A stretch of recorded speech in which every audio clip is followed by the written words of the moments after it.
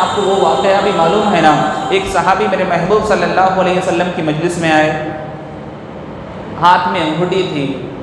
سونے کی انگوٹھی تھی، وہ پہن کر محبوب کی مجلس میں آئے۔ میں نے آپ کو کئی مرتبہ یہ بات بتا چکا ہوں، جب نبی کسی سے ناراض ہوتے تھے تو ان کو غصہ نہیں کرتے تھے، بلکہ ان کی طرف سے اپنے چہرے کو پھیر لیتے تھے۔ میں نے کہا اگر وہ صحابی سامنے سے آ گئے، میرے محبوب ان سے ناراض ہیں، تو ان کو کچھ کہتے نہیں، بلکہ محبوب صلی اللہ علیہ وسلم اپنے چہرے کو پھیر لیتے تھے، اور وہ صحابی یہاں سے آتے تو محبوب اپنے چہرے کو ادھر پھیر لیتے تھے، تو صحابہ سمجھ جاتے تھے کہ محبوب صلی اللہ علیہ وسلم ان سے ناراض ہیں۔ ایک صحابی محبوب کی مجلس میں سونے کی انگوٹھی پہن کر آئے، میرے محبوب جیسے ہی ان کی انگوٹھی پر نظر ڈالے فوراً اپنے چہرے کو پھیر لیا۔ وہ صحابی کو سمجھ میں نہیں آیا کہ محبوب کس وجہ سے ناراض ہوئے ہیں، تو وہ صحابی اٹھ کر ادھر تشریف لائے، تو میرے محبوب نے جیسے ہی ان کو دیکھا پھر اپنے چہرے کو پھیر لیا، تو وہ صحابی اٹھ کر ادھر تشریف لائے، تو میرے محبوب صلی اللہ علیہ وسلم نے جیسے ہی وہ صحابی کو دیکھا اپنے چہرے کو پھیر لیا۔ وہ صحابی کو سمجھ میں نہیں آیا کہ کیا بات ہے، محبوب کیوں ناراض ہے۔ ایک صحابی بازو بیٹھے ہوئے تھے، انہوں نے کہا آپ کے ہاتھ میں جو انگوٹھی ہے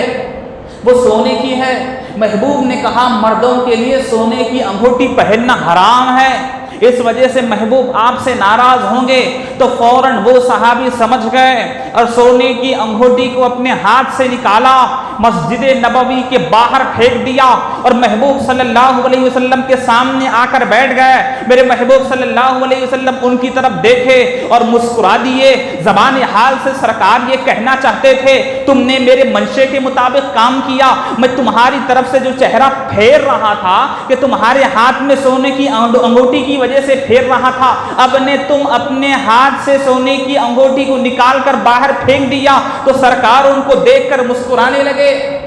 الغرض صحابہ کرام کی مجلس ختم ہو گئی،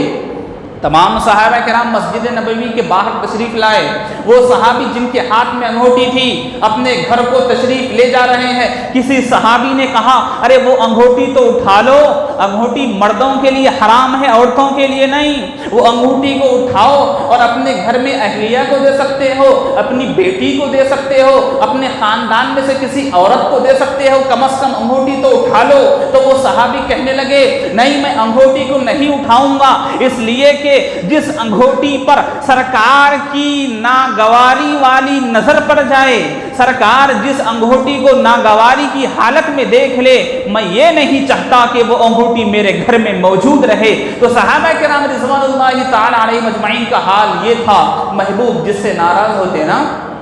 کبھی وہ کام زندگی میں نہیں کرتے، محبوب جس سے خوش ہوتے نا کبھی وہ کام اپنی زندگی سے نکالتے نہیں۔